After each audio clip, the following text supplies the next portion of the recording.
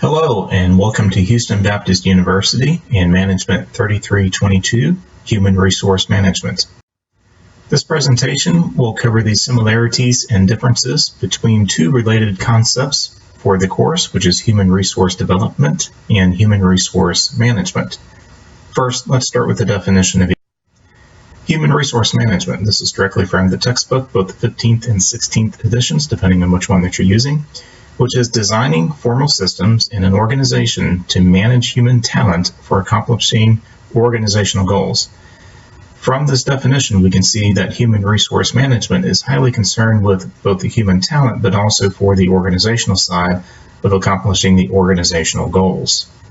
Now let's look at, by definition, then this is from Gilley, Eglin, and Gilley, the process of facilitating organizational learning, performance, and change through organized, both formal and informal interventions, initiatives, and management actions for the purpose of enhancing an organization's capacity, capability, competitive readiness, and renewal. As we can see, comparatively to the HRM definition, the HRD definition is much more complex and tends to look at a multiple purposes for the organization, both from a learning perspective, a performance, and a change perspective through both formal and informal. What we do know is that while the definitions appear to be a little bit different, in reality, HRM and HRD are not that different from a real perspective. HR, if we look at it, is really focused on the very transactional nature of the business and an administrative nature of the business. These activities in nature are really about getting the day-to-day activities complete for the organization, whether we're talking about payroll, we're talking about hiring individuals, or conducting some type of short-term training. Much of this activity is focused on the organization and what the organization needs out of the value of the employees, more so than creating value for the employees themselves.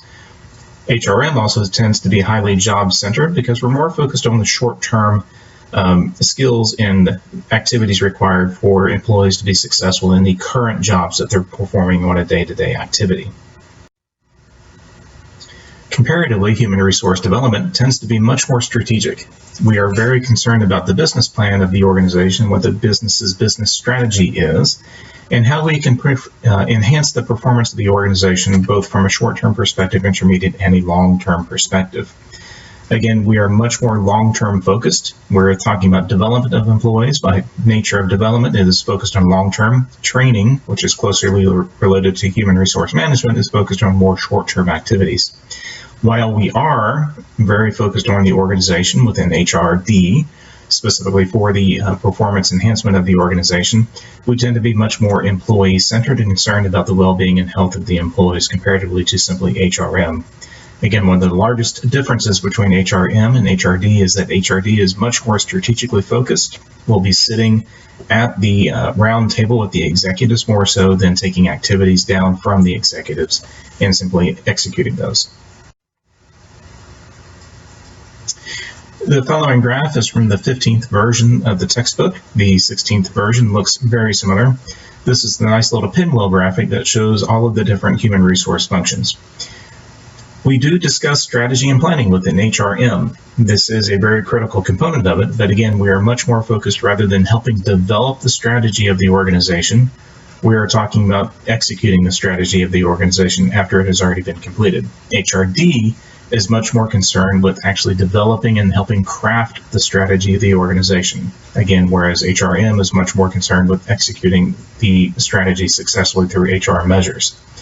Also through HR, we're very concerned with EEO, staffing as the beginning of the hiring process, talent management once we have employees inside, compensation and benefits in the bottom left, risk management, worker protection, and of course employee and labor relations.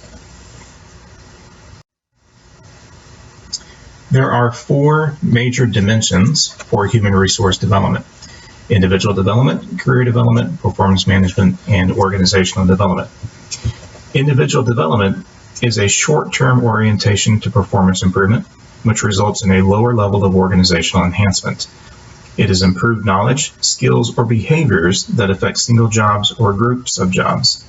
Career development is more long-term than individual development and proves to be more complex.